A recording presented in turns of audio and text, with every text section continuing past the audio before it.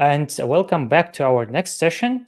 We are concluding our third day of the Blockchain Community Day conference, and this is our last time slot for today. And we are going to talk about the role of tokens in the Web3 products. And our today's guest is Konstantin Kalinin. He is a partner at ScaleMoment and gnts.ai. Hi, Konstantin. How are you? Yeah. Hi, you can hear me well? Yes, we can see you and hear you well. I think at this moment I'd like to ask you to start sharing the presentation. And Okay. since we are bringing up your presentation to the stage, I'd like to remind our audience to leave your questions wherever you're watching this video. And we will try to answer the questions after the main part of our today's presentation. Just keep them in the comments. And Uh, I see that it's loading. Yeah, now we see your screen. And I think we are good to start. Yeah, this stage is yours. Good luck to you. okay. So, yeah, hello everyone. I make just a simple mind map in terms of the structure, how this processes look like from my side in terms of my experience of building tokenomics. I just go in each stage step by step. So, like generally, there are three main elements inside of the process. One is like aim, yeah, for what we are doing tokenomics, what we want from it, what is our the goals out of it, and etc. Another is how the process looks like. So like I call it just what's next when they figure out the aim. And the last part is around use cases. Yeah, so what type of different use cases we has for different type of products. Yeah, but to start with, I wanna just make some like example in terms of what a token is looks like for me, and in terms of my background, how I came to the point where I can't now really separate the product goals from the token. So it somehow happened that when I was working in a hedge fund and we was exploring different economics in terms of their weakness and possible vectors of economic attack on some model. After some time, I start a little bit more look at from the product side, how I can help other product to be protected from different economic attacks. And after like lots of practice, we came to the step where we can't really split the tokenomic from all the process of presenting the Web3 like product, Web3 economy. So and just to like imagine and to reimagine it, I've see the token like a heart when it's beating, and its rhythm it's pretty much depends on the aim. Yeah, for example, when we just like have some very trained person, yeah, his heartbeat is pretty well uh, stabilized when he running or when he diving, or whatever he do, depending on his type of training that he has. And that's the way the well balanced economic also may adapt with. So it's not just pretty ideal stuff for each and every case, but depending on some aim, some use case, and some potential risk that it's connected, it's maybe more or less fit to access uh, to the situation. So let me just maybe come to the first slide around the aim. And it is really very important because many time we came to the moment when the team tell a story about some like great ideas that they have around the token, about making the product decentralized, share it with community, and etc. But after some time, when we share some models and when we share some elements of their economy and explaining that it can't be in the exact product some something like there is some economy, when someone at least need to lose something. It might be the investors, it might be them as a team, it might be the community, or maybe some elements, some like parts of the community. They might be changed their mind in terms of like community first point. But as usual, the aim of token is just to fundraise. And it's okay if we figure out that for some like top type of use case, like some type of team find out that's for out of Web2, it's might be very accomplished and not easy for them for fundraise, and they came to Web3 in terms of, okay, we heard something that it's easier here to fundraise if we got this request rather often, and here it is. So it's understandable aim, but it's not really enough to build a good product around it. So on the first like this theme, I just try to write down some general use case that we like usually more or less usually fit. Yeah, there is some founder that has some aim in his mind. It might be connected with the product, it might be just connected with some market that he wanna on the product. And the key is that he sees some elements, usually some this small blue part. Yeah, so he see the product, some elements of it, and he's talking generally how it may look like. But as usual, there are missing part in his mind that around our practice is something in the middle, how the product, the token, and the market and the users will be connected. And that's what we call the flywheel. Um, it's really pretty much depends on the situation, on exact case and exact elements that we has. But taking like at least one case, we have a case from US, the guys who is doing 3D texturing for 3D assets, and they came us with rather good IRR, around 700K for a year, and they have like part of the product that was done on B2B, and they have some ideas how the token may look like. And so what we was like exploring then, it's came let's on the step two, but first we just try to reimagine how different type of users maybe connect to the product and to the token and to the market.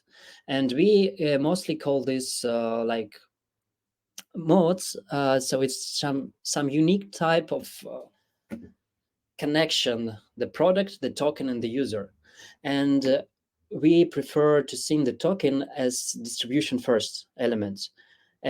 It's rather often happens that some very strong like technical background founders came with a situation where the product first. They make some great idea, but they don't understand how to implement it to market to users, to some needs that the users have on exact markets. Yeah, and in that case, we that I've explained in terms of 3D assets, we have a bit different situation. Yeah, we have one part of users that they understand, like one part of product that is connected B2B, and we're starting to implement with them what elements will maybe do around B2C, around different other like use cases, except that they already has in terms of game studios.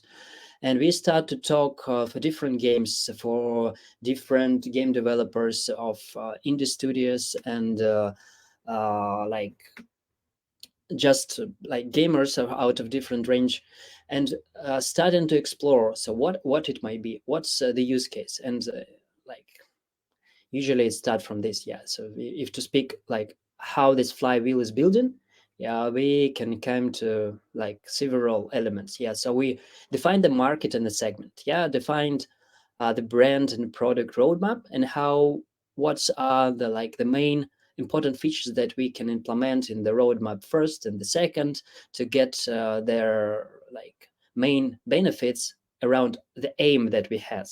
So if the aim is just to get more traction or more presentability, like more great looking product in eyes of VC, that's one aim. That we have the aim to get the fundraise. If we have the aim just to build some unique like distribution channel for our main product, for example, that's pretty different aim, and their like roadmap will also look different. So mode building. So for example, here like we have some like one example that my co-founder done in his previous product. They built the holistic experience around student gamers in India and Asia, uh, building around 600 game clubs in different universities, and making a special contract for these universities that their gaming platform will be one of the main platform for for cybersport activities. So it's some mode that can be just dropped from other our concurrents that have more money or just a better, I don't know, team. So it's something that give us some like time, to continue building and not to compete on some exact market on exact level of the product. So and clear communication is also like pretty much depend on the aim. So if you understand that our main aim is like uh, game developers or like student gamers, we build all the products around this exact area, and out of it we came to hypothesis. So what it may be, how it may look like, where we can pick our market, and etc.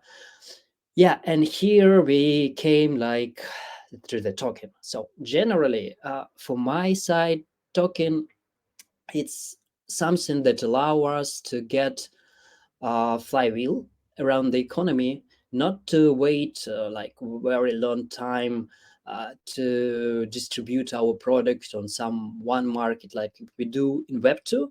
For example, we start from, I don't know, some Asian market, we do some legal there, some distribution channels around this market. In Web3, we can do it globally from the very start. And the community piece and distribution piece, it's in connected with a good token model. It's some element that allow us to get cash back to the system faster than in any other type of the product. So if the economy is working and some like our flywheel get cash out of the user's interaction with the product, out of their like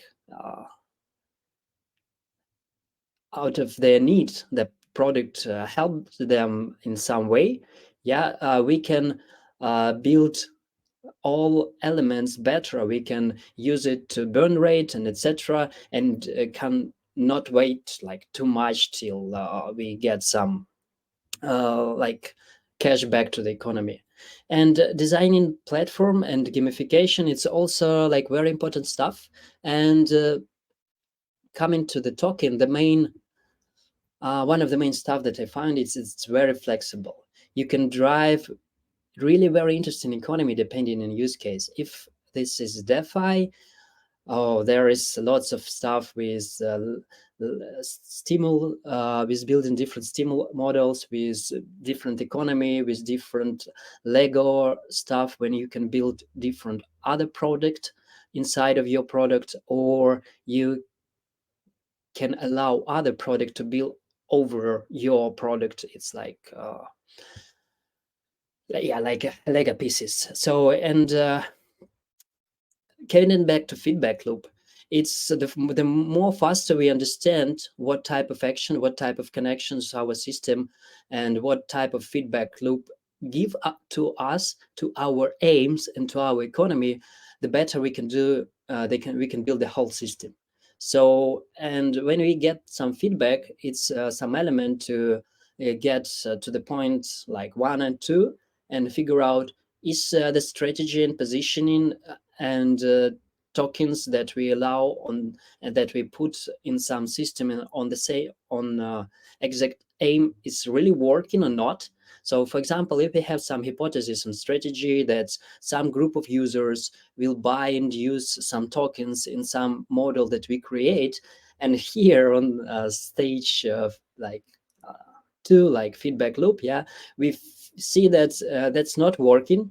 We came to the point 1, we change the positioning, we try another hypothesis, try another model, and continue till we get the fit.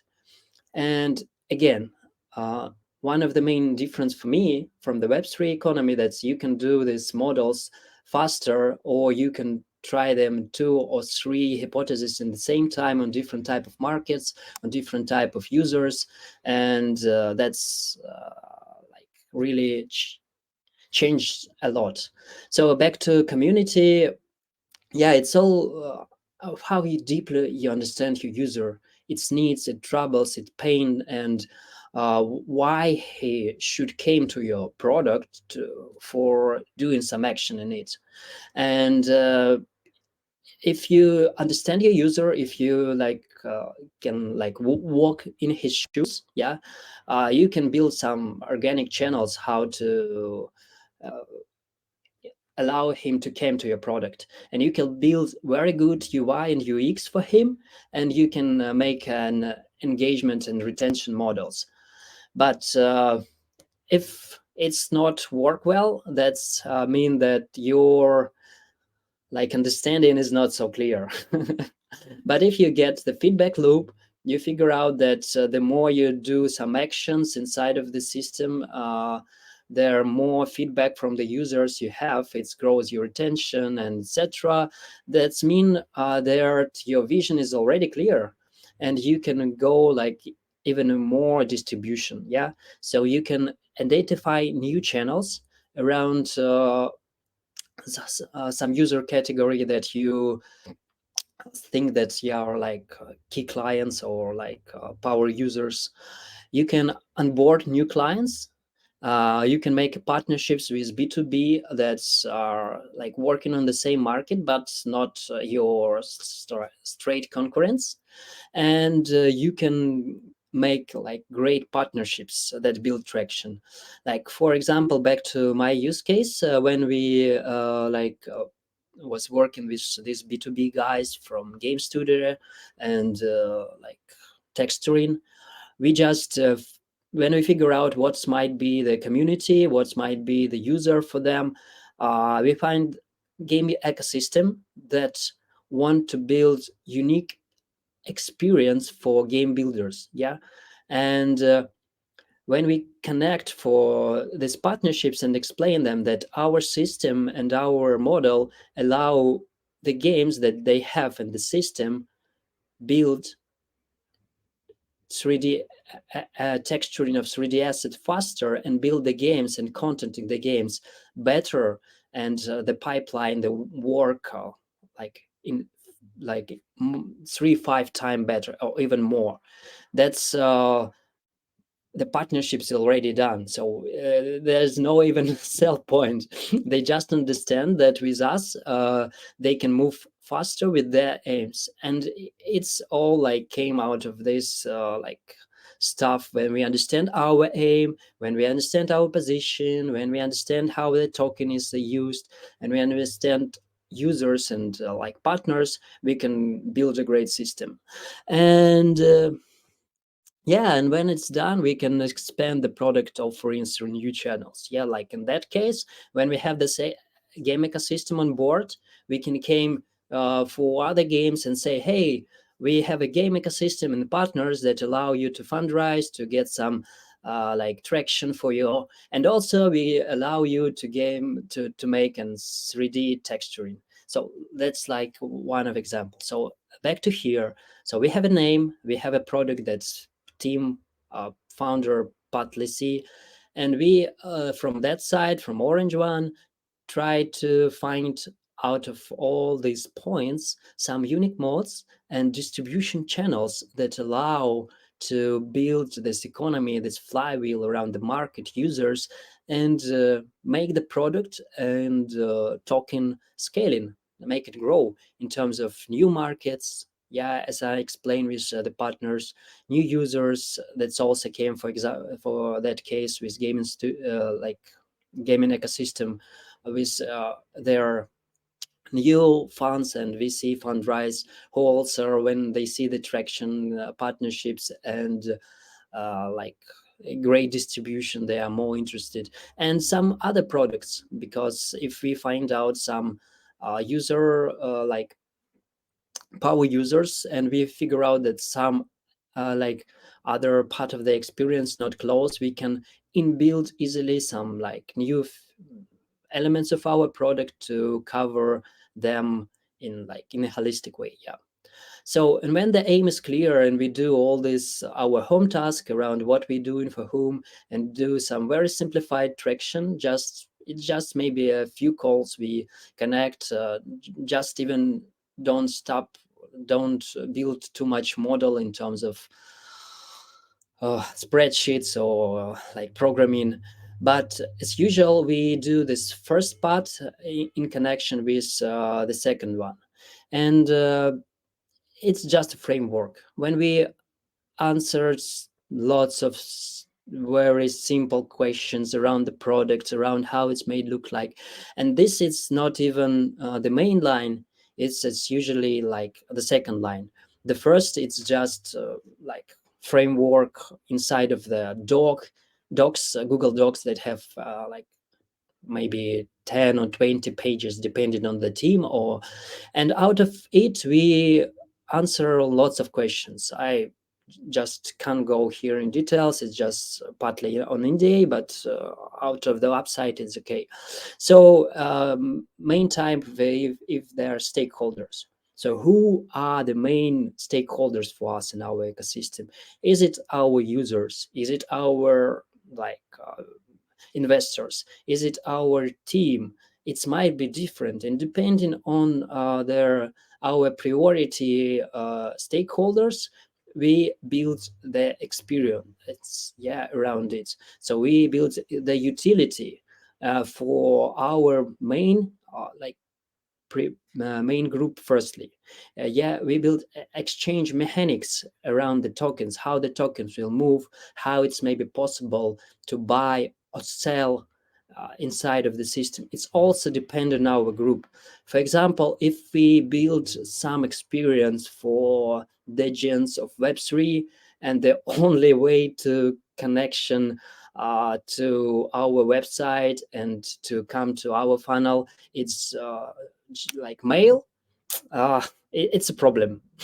You lost the like your users on this channel. It shouldn't be like that, because most of Degens and most of DeFi guys, they don't like to use mail. They prefer just their like Web3 identity in some like MetaMask or whatever.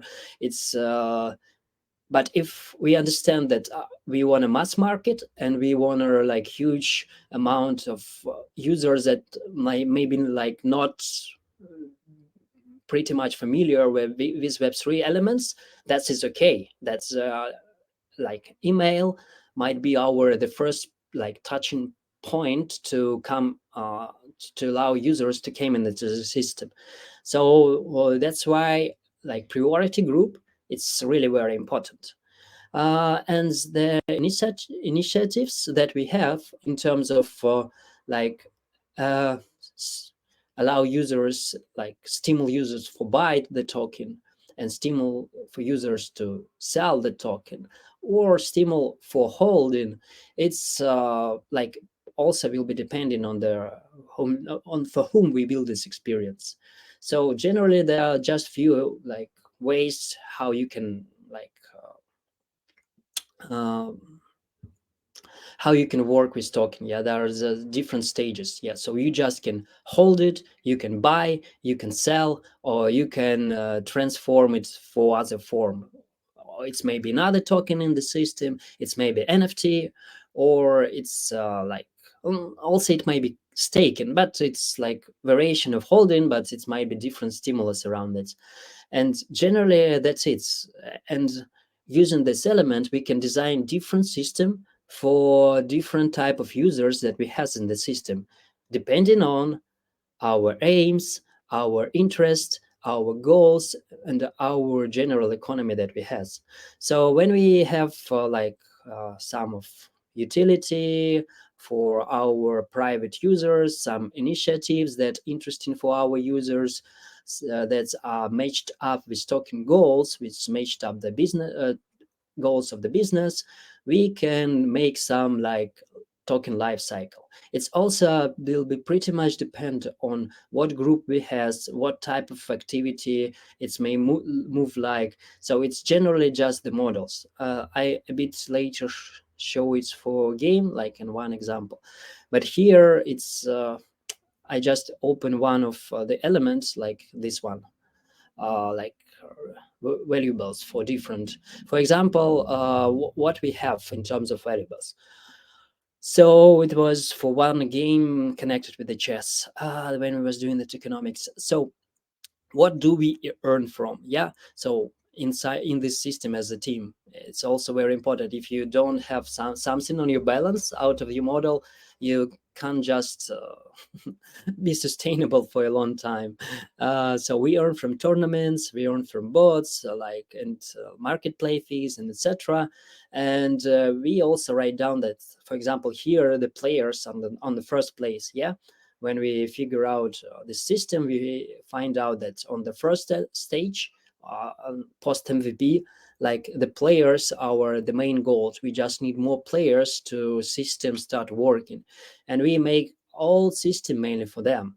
Yes, so it's governance rights allow them to do, to own, to act, to make a tournaments, to make a P2P plays, to to do different activities inside of the game. Then we figure out that maybe like here like chess clubs, and we secondly do some experience for them, like coaching, training, also some owning game assets and etc. Then it might be some pro players, like professional chess players. Then it might be some NFT owners and creators, and maybe last one in our system is chess federation. As like back to this system, yeah, when we was checking some hypothesis, yeah, so we figure out some group, some market, and we try to implement some activity here and figure out will it be working or not, yeah, around this flywheel. If we see that on some group there is very good feedback, it start growing, we get some like traction, we get some cash out of it, yeah, we can just continue build new tools for this group at first, and then start slowly experimenting with these next groups. Okay, and back to use cases. So maybe start with DeFi. So if we're speaking about the modeling as it is in terms of balancing the model and how it may look like, I think that's the pretty much important to do some detailed models. It's for DeFi, because here we have lots of type of risks that can just ruin our system very fast. In terms of if we don't balance well risk parameters for lenders and borrowers, the system wouldn't work.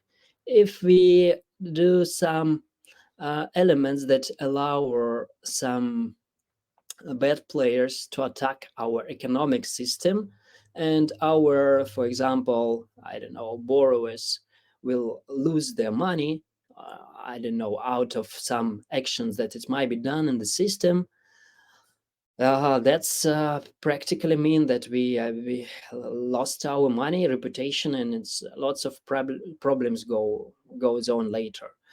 And it's there are like few like basic systems that we have in terms of lending markets. Yeah, when we allow one type of users to lend and others to borrow, and open different opportunities. There are like DEXs like Uniswap and others that allow to trade, and different variations of other protocols. And the more unique collaboration between users we allow to do inside our system, the more accurate we need to be around the simulations and around of different actions that is. So here it's like just a rather simplified example out of machinations. That's like system that allow to put different type of actions and get some answers what will be if, for example, we have the borrower sections, what everything that he can do in the system, and we have some insure actions that like balance the borrower and investor, and we put all these elements inside of the system, connected this with liquidity pool, and try to balance in different way the stimulus that we have to see what type of risk it might be on different levels. And there are like two main ways to do it. One is cut. That's it's like Python framework. That's you need to do the code for it, and it, it's pretty much open in terms of lots of variation that you can do, but it's much more complicated in terms of building the structure in it.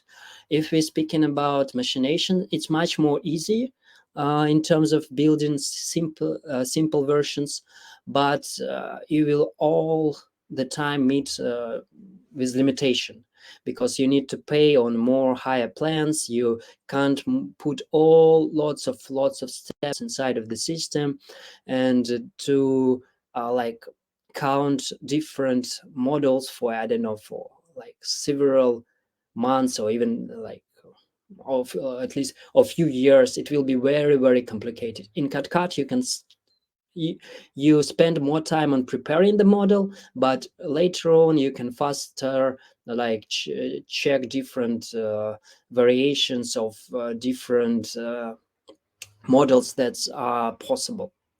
And in machinations you can faster build, but to make a new model you sometimes need to change everything from the beginning and make it from scratch. And here was just one of the example when we was doing some staking program for the DeFi protocol. That's it need to be that have the aim, as we say before, the aim is the most important stuff, to balance stake and days and middle like range of capital that is need to be inside of the system. So their founders of the protocol don't want the whales, like someone who has big allocation, to control the system and to get the most of the stake.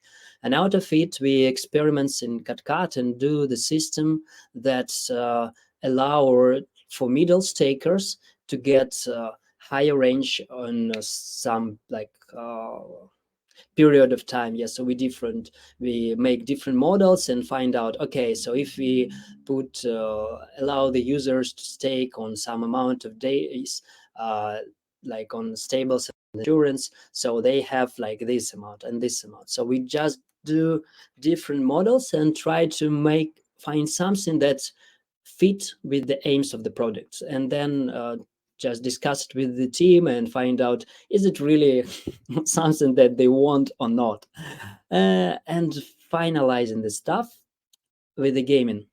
So in gaming, it's not really much important as my side to do all this detailized modeling in terms of who may do what and what type of actions with the system we can have.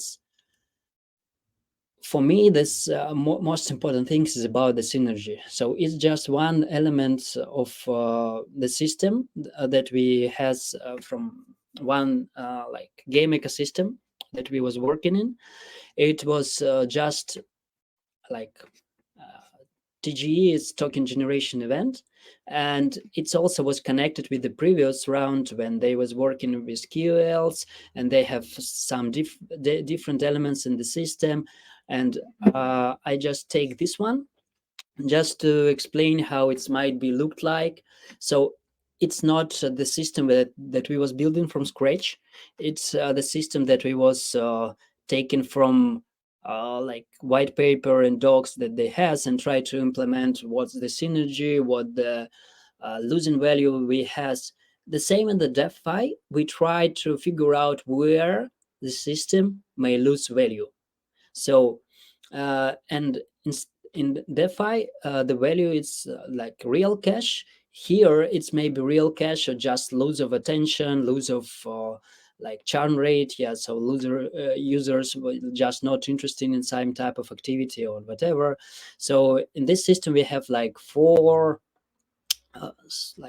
main roles in the system. Yeah, so it's maybe game studios, active game assets investors, node operators, and players. So, but the main point out of their architecture that there's groups was not really well connected. They just have a few elements that was connecting them in one system, but their economy was not done well. When I was just exploring this, there was my like main question: how value generated and how the token catch the value of the system. So if we again speaking about Web3 product, it's one of the main question. So from whom to whom moving the value? So for example, if we saying that game studios are those who create the value, and game asset investors give more like value, and players just some catching it, and node operators like uh, catching value of the activity of all these three. it's mm, it's still not well connected. It's more or less some movement to like exploring the value, but still not really. So, and what was one also important point for me was how from the previous step these users take the role in the system that we have on the stage of TGE, and what impact it's may will be on the design. So, and oh, for me it's really important how it will be like how this feedback loop, how this flywheel will move from one to another, and the goof flywheel that's creating the value, and the value spread it around the system, allow those users who want to extract the value, and who can extract the value first, share some like benefits, and who can wait and extract value later also like do some like positive actions inside of the system and continue to move on. So here like what's risk are losing the value was our like risk engine. So and for it we need to also understand the drive the flywheel. It's the exercise that I've done like in the step 2, yeah, with all this mirror boards, and sorry, we didn't go there, and with all these mirror boards and the details, that's when we just put in it's in one like in a system, it became more connected. So and out of it we can make the role grade, who is more important in our system. It's already like about distribution, and we can make gamification about some users. For example, if you understand that the players are on the first place, we can make well gamificated system that give good stimulus for them, allowed to catch them like fees from launchpad, from income from the game. But still, if we do that, we allow game development studios to test new game, to came to us, and we can easy to arrange more and more activity in the system. But it pretty much depends on the design. And then third, I was just like reimagine how it's also made look like. So here it's just different.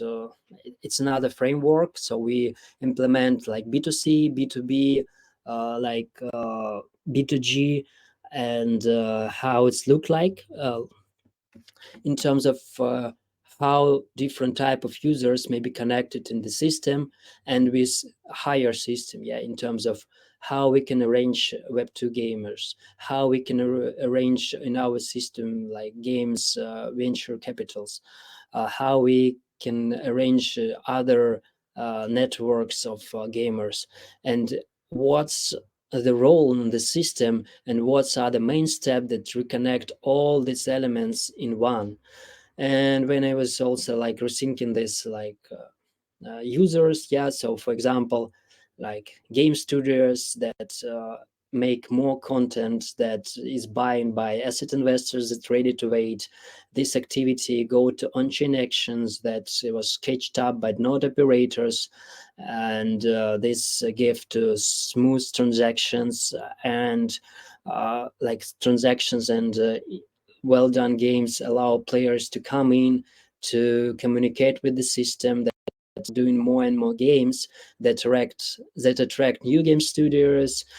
New game studios make more content and more activity, bring more validators and node operators, and it bring more players, and etc and etc.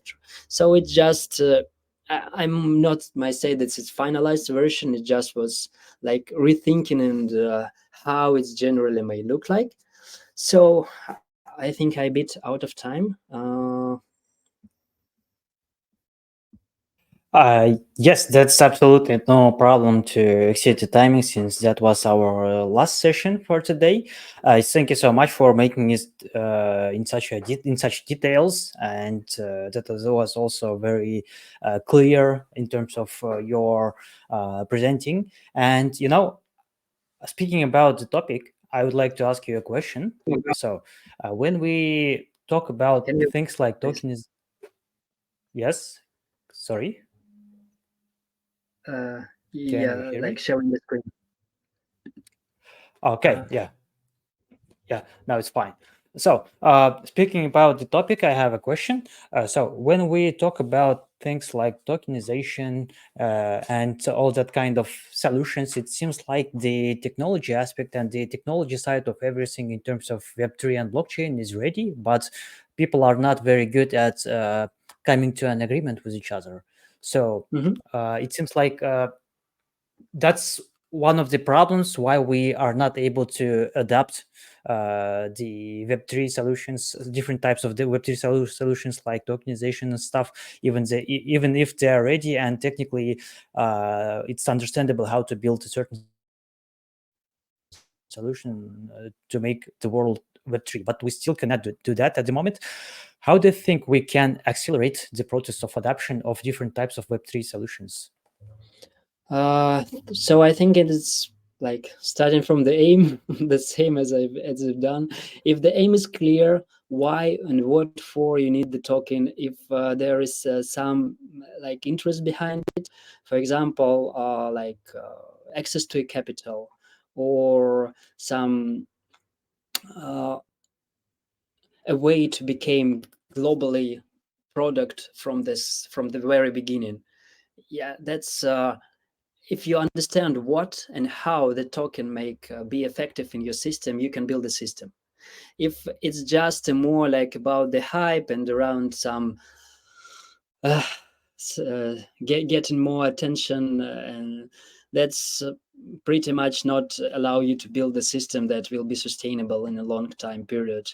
Like back into RVA, for example, I know some use cases when like tokens and tokenization of assets, like of equity, for example, allow to people to solve some like questions, buying secondaries from one funds to split it for several funds smaller, who in other case can't buy it, but it actual aim. So there are like few funds who want to buy like big amount of equity that's fixed in like not tokenized way, and came some like partner who like allow it tokenize it and split it for several ones to buy it in a smaller portion. So clear aim, clear actions, execution. So everything is simple for me. If there is, the aim is clear, there is no like several levels of what they really want to do out of the token. We can find out good mechanics to execute the same. But yeah, it's not all the time like this.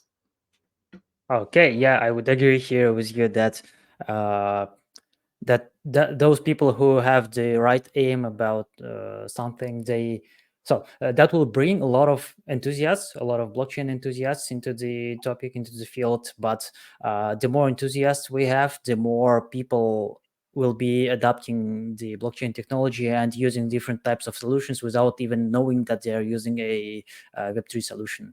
I hope that one day we will live in that world together and we'll see that time. Okay, then I think that's it for today.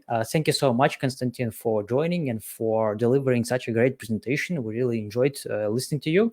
And this was our third day of the Blockchain Community Day conference. And tomorrow we will continue with our Technology Day, where we also will have a bunch of talks and some workshops with great and excellent speakers. And thank you, everyone who joined our today's live sessions and workshops. And hope to see you again. Hope to see you tomorrow. Konstantin, our stage is always open to you. Let me know if you'll be having some plans to rock the stage. We really enjoyed and we're really looking forward to hosting you again. Thank you so much. Yeah, thank you for thank you for having me. Yeah, thank you. And okay, then that's it for today. Stay tuned. Bye bye, everyone. Bye.